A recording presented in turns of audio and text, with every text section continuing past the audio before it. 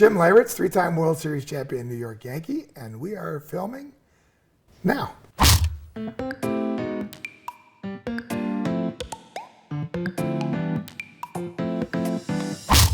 Yeah, it was pretty cool. John Turturro, famous actor and producer now, is doing a documentary that's probably going to come out next year for Joe Torre and his illustrious career that he had. And it was really interesting because they brought down Derek Jeter, Mariano Rivera, Andy Pettitte, myself, Tino Martinez, Cecil Fielder, and Jeff Nelson. And it was all guys basically from the 96 era. And we were all sitting around a table talking. And we were discussing what it was like when Joe Torre first came in, when he was the new guy. Some of us, like myself, had been there for 6 years. And so I was the most tenured Yankee. And they were asking us what it was like between Buck Showalter going on to Joe Torre, and just basically a lot of questions about the 96 team. And it was really kind of a cool situation because we didn't normally get to sit around and talk to each other about these types of things. We never really had an opportunity. And so just a great opportunity to talk to each other and share some stories. And it's prepared me actually for my documentary that we're starting to shoot. We're starting to do interviews for. It's called The Redemption of Jim Leyritz, and we're shooting for next year for it to open, and just talking about everything in my career and my life and all the misconceptions and all the things that have not got out there about my life that most people don't know about. So great opportunity, and like I said, it's called The Redemption of Jim Leyritz, so pretty cool.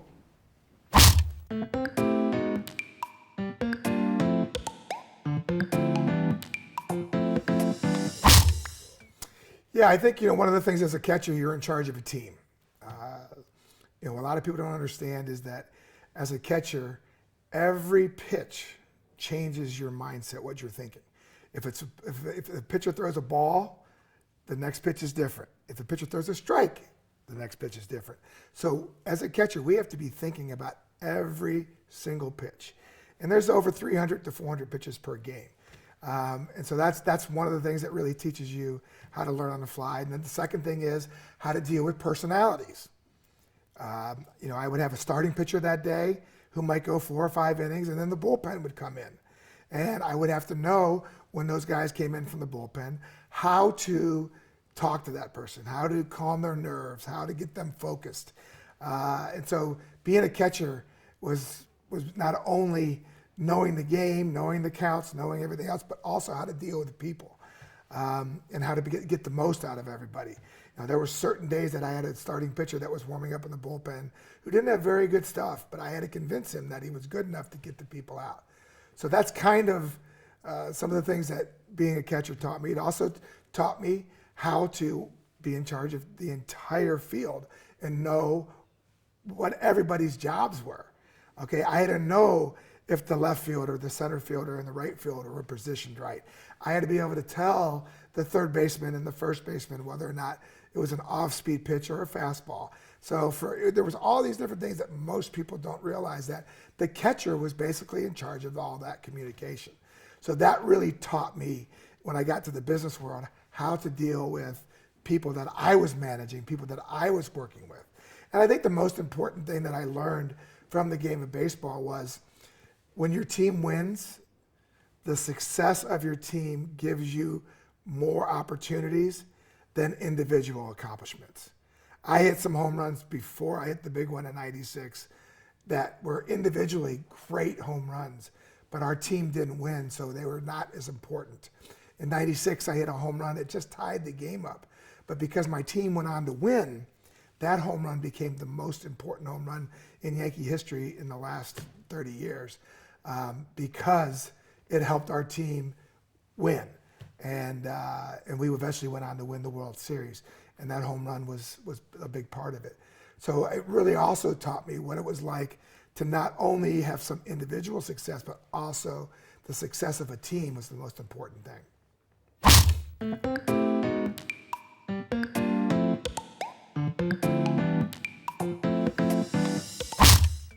Yeah, I mean, once again, being a catcher, the pressure that we were under, the way I handled it was being prepared.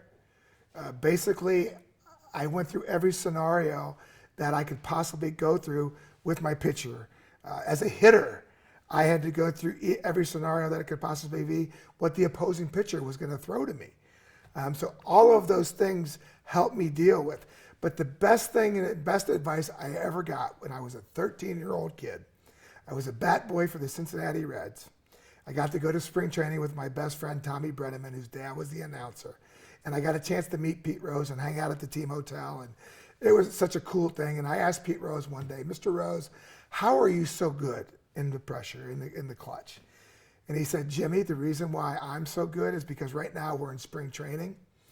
And anytime I'm hitting off a tee, anytime I'm swinging a bat, I am preparing myself for game situations. And what you have to understand is today's spring training, the pitcher that I face today is 60 feet 6 inches. When the season starts, guess what? That pitcher's 60 feet 6 inches. And when I'm in the World Series, that pitcher's still 60 feet 6 inches. That doesn't change. So as long as I'm focused on that, whatever's going on around me doesn't matter. Stay focused on what your job is. And that my job as a hitter was to hit that pitcher. And at 13 years old, I took that to heart. And I think that's the reason why in the postseasons, in the big clutch moments, I was always successful because I was given that advice as a very young kid.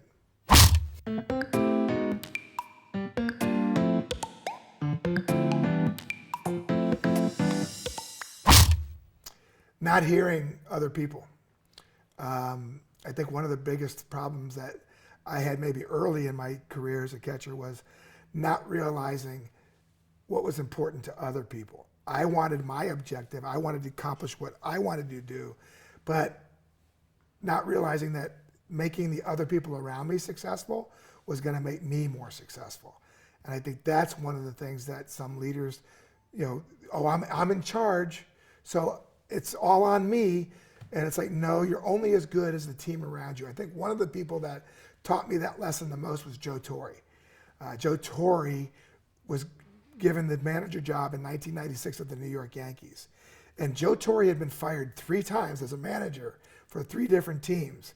And this was kind of his last opportunity. And when he got hired, he hired 5 coaches that could take his job. But he hired them because he knew that they were good at what they were doing. And he needed a good team in order for him to be successful. And he hired Don Zimmer, Mel Stoudemire, Willie Randolph, Chris Chambliss, all former players and guys that could manage. And that's why those teams were so successful in the late 90s for the Yankees. Because as a leader, he didn't let his ego get in the way. He allowed people to be part of his team to make him better.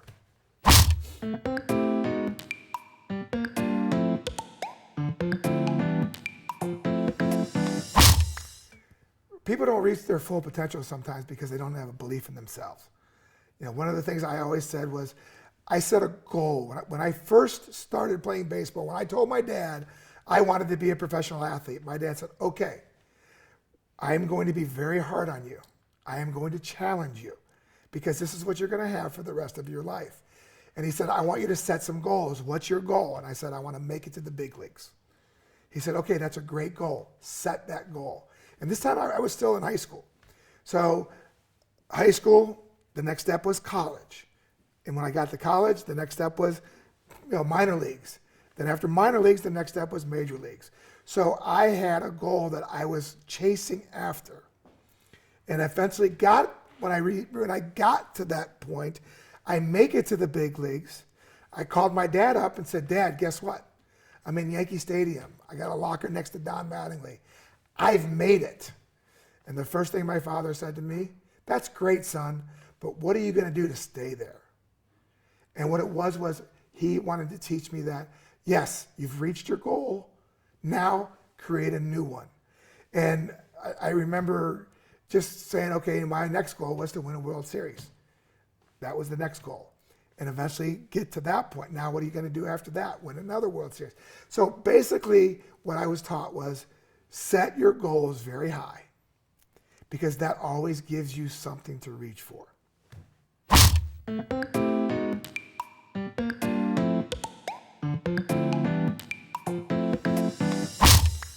it's not all it's caught up to be.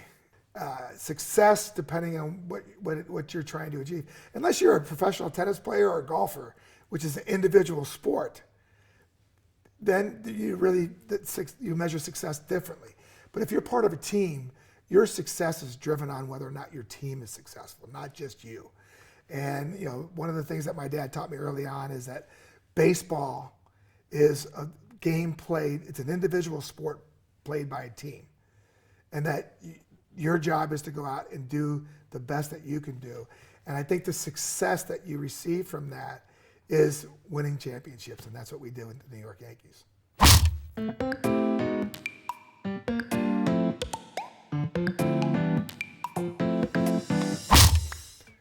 Well, I think what separates winners from everybody else is basically the work ethic. Everybody has talent, especially in the major leagues. When you get to the major leagues, everybody has good talent. And it's a matter of who puts in the extra work, who works harder than the other person, who's never satisfied. One of the things that we always talked about, the success that you have, is that you work on every scenario, every situation that might happen. Be prepared. And I would go out every single day because I played different positions. I would play catcher, third base, first base, and I would work at those positions, and I would always prepare myself. So the most important thing was to be prepared for the situations that might arise during that time.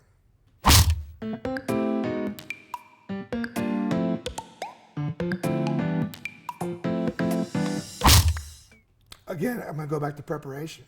One of the key things about baseball is a game you fail more than you succeed. And how I kind of developed that into my business side was, okay, I'm going to fail 7 times out of 10, and I'm still a Hall of Famer. I'm still great. Doesn't necessarily translate that way into the business world, but the way it does is that I used to say to myself, now in the business world, every no I gets me closer to my yes. So when I would get a no, I wouldn't get upset. I wouldn't get angry. I'd be like, okay, I'm just one step closer to my next yes. And I think that mindset really helped me be prepared for it. Why do people say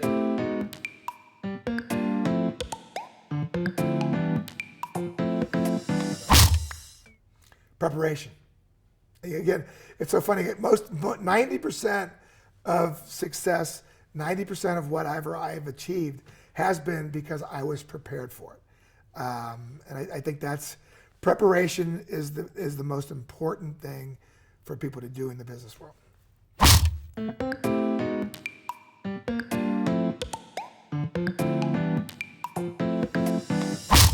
So on the baseball world, when I was in baseball, the discipline that I had to have was every single day practicing my different positions. Third base, first base, outfield. I had to do work at all these different positions because for me, going to the ballpark every day, I didn't know whether or not I wasn't an everyday player, so I didn't know whether or not what position I might play. And there were some times that if I wasn't prepared or disciplined, that when Don Mattingly got hurt during batting practice, all of a sudden I became the first baseman. And if I was not prepared, if I wasn't disciplined to work at my craft every day, I wouldn't have been prepared for that. And so the discipline that I had on an everyday basis was to work at all the different positions that I might possibly play every single day.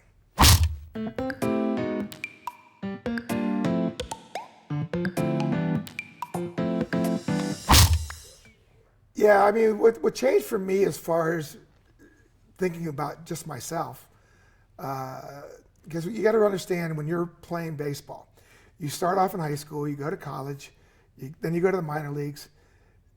Once you get to the big leagues, that's when everything changed, because now you're on a team at the highest level that you could possibly be at.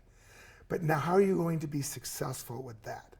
Up until that point, it's all about yourself. It's all about, I need to get to that major league level. I can tell you, I played with thousands of guys before I got to the major league level who never even got a chance to play in the big leagues. So that's where I think once you get to the major leagues, once you get to the point where you're playing professionally, that's when your mindset changes, because now you realize I'm here, and the only way that I'm successful at this level is that if my team is successful also. And I think that's really what happened to me was when I finally got to the major leagues, when I finally realized that it wasn't all about me, that I was part of a team now, that's when things started to change for me.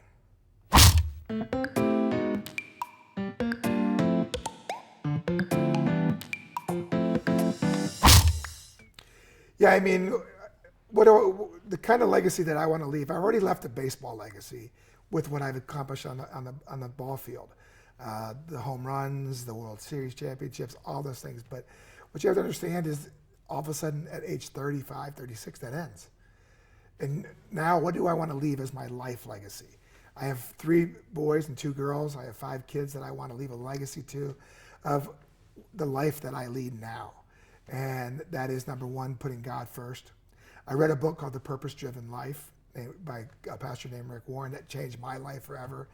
And the really crazy thing about it was when I picked that book up, the first 4 words in that book, it's not about you. That changed my entire life, because up until that point, my life was all about me. That's, people sacrificed everything for me to get to the big leagues, and my family and my mom and dad.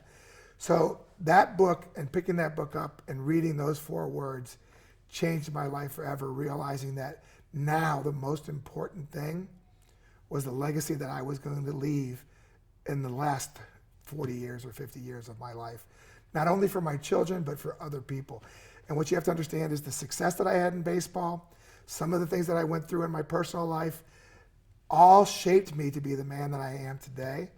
And that's a person of God. That's a person that is just wants to go out there, share his story, share not only the successes, but the failures and some of the hardest things that I had to go through, and share that with other people to be able to help them whenever they face certain situations that they may face in their life.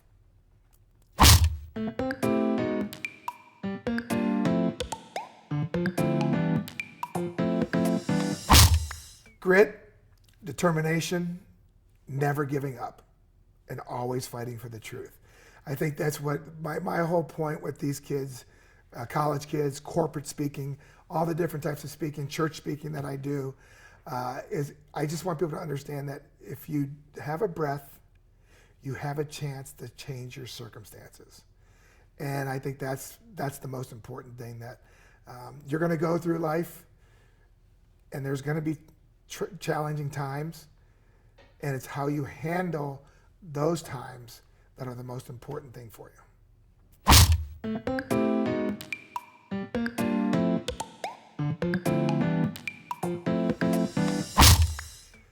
Well, one of the things that makes my message different from others is I didn't always have success.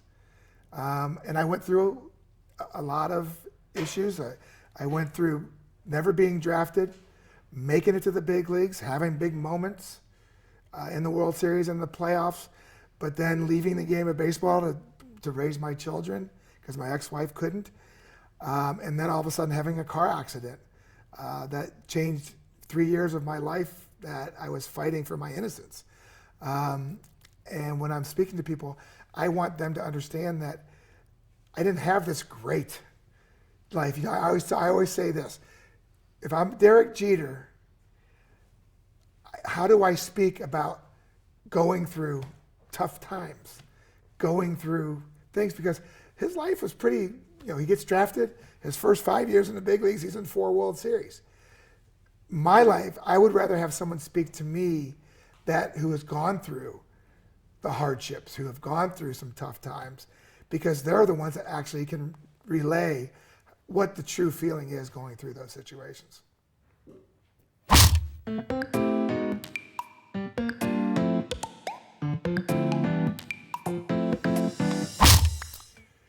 Most of the time when I get thanked for after I get done speaking, and again, it depends on corporate, depends on college, it depends on church speaking. From the corporate side, people are surprised at really how much being a catcher helped me in the business world, in the corporate world, how to be a sales manager, how to be in charge of a team, how to know personalities. They're very surprised at that. They just think sometimes you just go out there and you just play the game. But there's so much more to it, how to deal with personalities. From the college side, my college speaking is so important because, again, I was never drafted. I was never a prospect. I was never that. But even more importantly, that the accident that I had was drinking and driving, and by both drivers. And these kids are just getting into that stage at the college level. They're just starting to drink. And I try to make them understand during my speaking that they usually come up to me and said, thank you for sharing that, because I never thought that maybe one drink could be dangerous. One of the messages that I give to the college kids is, at one point in my life, I would have never had to work another day. I could have been out doing speaking, going signing autographs, doing everything as a World Series champion New York Yankee hero. But because of the accident, all of that changed. And it's because I made one bad decision that night, was to drink and drive. And so that's a great message for me to deliver to these young kids. And they all come up to me usually after I get done speaking to them and say, thank you for sharing that with us, because we never thought maybe one drink could change everything. And so I think that's a great message to be able to get out to these kids.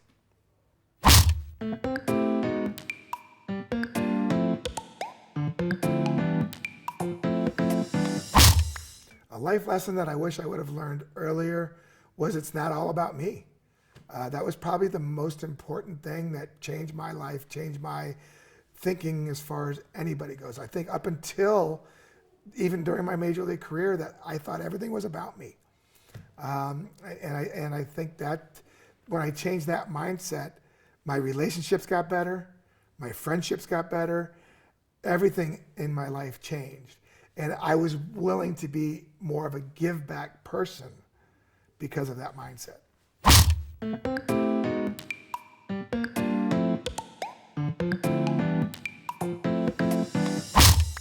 I think the biggest mistake that people make, unfortunately, is experience. You don't have experience in the early years.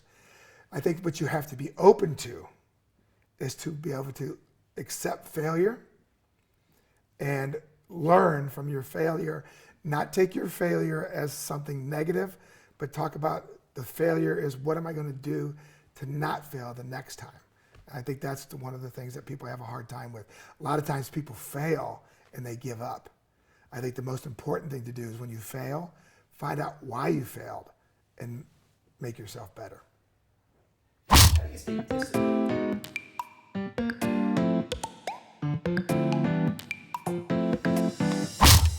How to stay disciplined when no one's watching? It's really, for me personally, it's my belief that God's always watching. So there's always somebody watching me. I never take for granted that, oh, okay, no one's watching and I can do whatever I want. I know that the good Lord is above me and watching, and I always make sure that I prepare myself for that.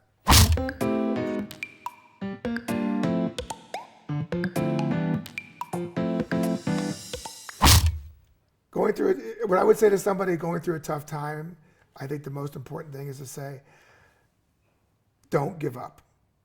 Don't give up. Fight for the truth. Know that if you have one breath, you have an opportunity to change your circumstances. That's a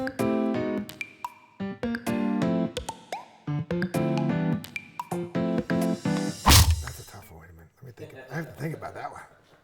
How do you stay strong when things aren't going your way? Again, I rely on my faith. Faith is what I rely on to get me through the tough times. And I've been through some tough ones.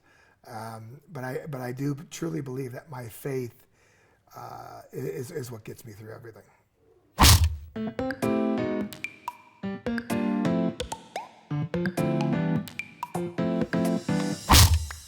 What keeps me grounded, I have 5 children. They keep me grounded. Sometimes with the success that I've had from the baseball side, they nicknamed the King and all that other great stuff that comes with it. Sometimes you get caught up in that, but what really keeps me grounded is my belief in God, knowing that anything that I do, any success that I have, anything that comes good or bad in my life, that God is there for me, and that I can get through anything with Him.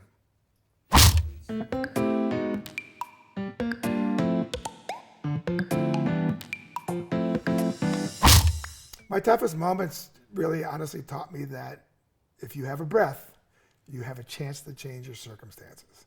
That like, again, it's the same thing. Never give up. NGU, never give up.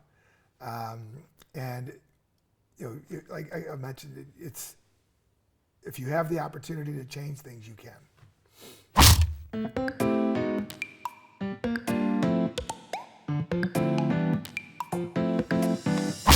Who do I enjoy speaking to the most? I would have to say college kids, because they're the most influential. And I think my story is really all about that. Like, I was never drafted, never a top prospect, never the everyday player, and I still made it to the big leagues and had these moments and things like that. And I think, again, the drinking and driving is such an important issue that's out there for these young kids.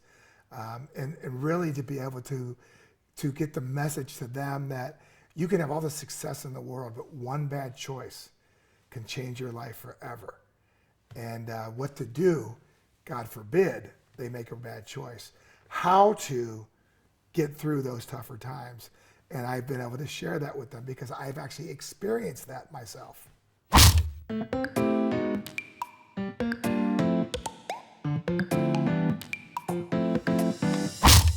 I think the big thing I want people to take away from after I get done speaking to them is just confidence. Confidence that you can change your circumstances.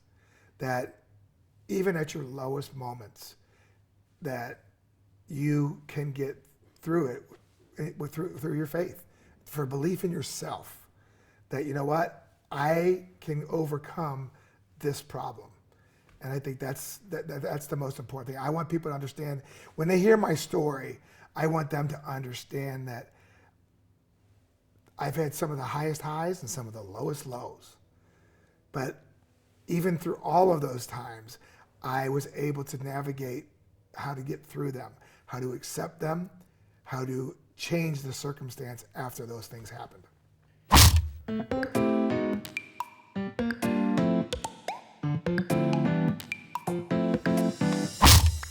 My message is important because I've experienced all of these things that I talk about. Most people talk about things that might happen and maybe how you should react if those things do happen. I am sharing with people what really did happen and how I overcame those obstacles. And I think that's the message that I want to try to get to people is, I'm speaking to you not as someone who thinks about how if this happened to you, how you would get through it. I'm actually telling you what could happen to you and what did happen to me, and sharing that to you and saying, okay, this is how I overcame this, in case you ever go through this in your life.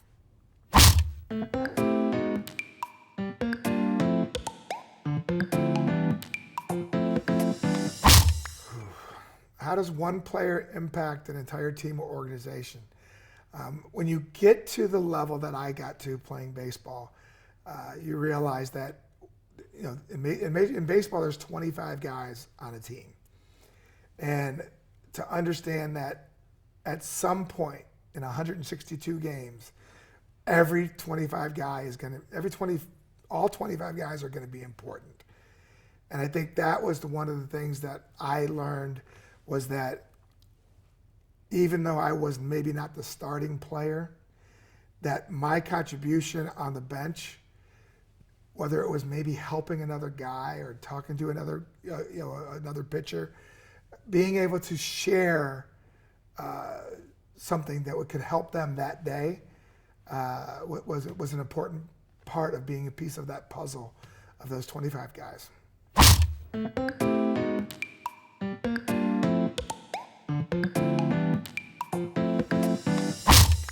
when I'm speaking to churches and to congregations, my most important message is faith, perseverance, and never giving up. The bottom line is I share The Purpose-Driven Life, the book that I read that changed my entire life. And I share, of course, my experiences. One of the things that they always say is God puts you through circumstances that maybe aren't always great, but if you can share your pain with others, they will learn life lessons.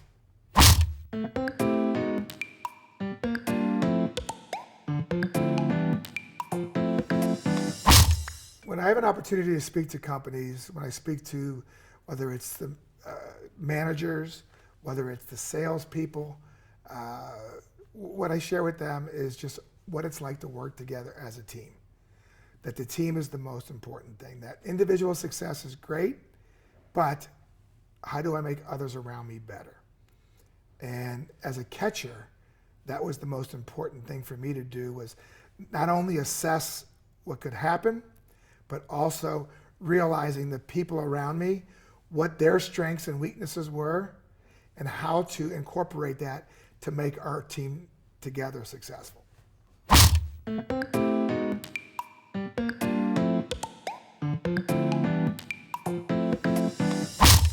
Well, that's the beauty of my life. The beauty of my life is I've experienced quite a few things.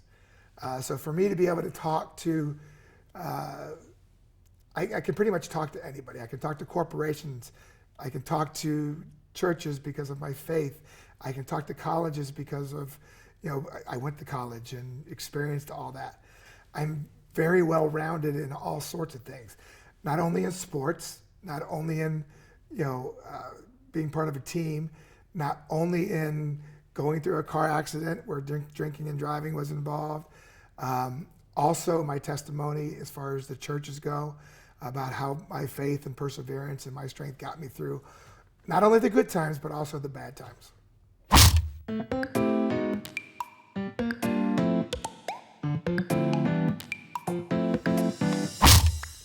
Problems that I think I help other people solve by my speaking is the never give up. That you can change your circumstances if you have a breath left. And that I think the preparation that I had in my life, the confidence that I had that you can change your circumstances, you have a chance to make a choice to make a change. And as long as you have a breath left to do that, you can change your circumstances.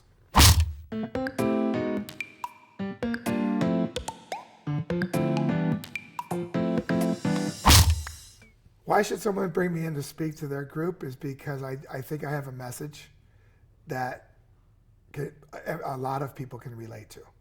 It's not only a story of success, it's also a story of a lot of failures. And I think to be able to share that with people, my honesty that I share with people really resonates. And usually when I get done speaking, that's the first thing people come up to me doing and say, thank you for sharing and being so honest with everything that you shared with us today.